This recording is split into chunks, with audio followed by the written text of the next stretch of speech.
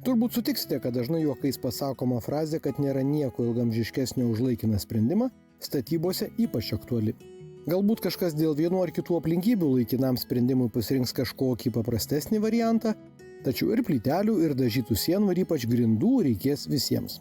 Labai dažnai išgirsime pas mus mitus, kad pirmą namą reikia sudeginti, kurį pastatai, antrą parduoti, trečiam gali gyventi.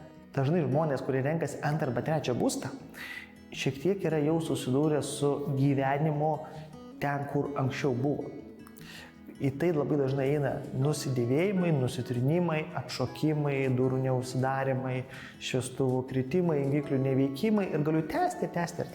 Jeigu žiūrint į visiškai totalią statistiką, tarp 5-7 metų žmonės po įsikėlimo pradeda daryti pirmąjį turto atšviežinimą.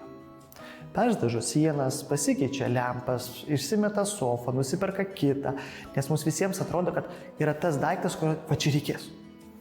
Tai dažniausiai būna spalvos, kurios išsirenka, tai vietai, tam kambariui jos bus idealios. Gyvenimui bėgant mes pamatome, kad tam tikri dalykai, mūsų sprendimai yra neracionalūs ir mes norim juos pakeisti. Lygiai taip pat yra su turto atšviežinimu. Jeigu mes turėtumėm pavyzdys elementarų laminatą, vienas dalykas laminatas, kaip plaukiančios grindys, jos šiek tiek juda.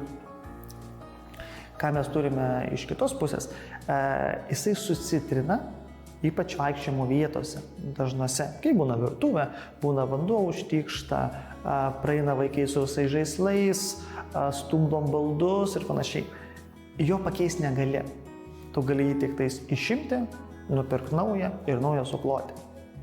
Kuo yra pasirinkimas iš mūsų pusės, mūsų požiūrio, kad mes turime grindis ąžuolinės. Vienas dalykas, jos tikrai nebijo taip kažkokių tais nukritimų, įbrėžimų ir panašių dalykų. Ir viena iš esminių, mano nuomonė, patikimų ir gerų savybių, kad jos gali visas nušveisti, pakeisti lako spalvą, pakeisti toną, arba tiesiog jas pasidaryti vėl naujas, švarias, gražias ir nereikia jų nei lupti, nei plėšti, nieko. Vienas iš dažnų mitų tai yra, kad jeigu yra parketas suklijuotas ir kažkas nukrenta, susibraižo, sunkus daiktas įskelia, kad taip ir liks. Iš tikrųjų ne.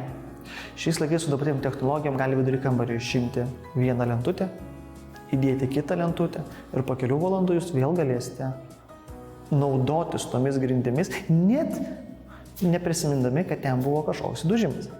Dabartinės technologijos leidžia natūralios medienos grindis padaryti ir atspariomis drėgmei ir paprastiems įbrėžimams.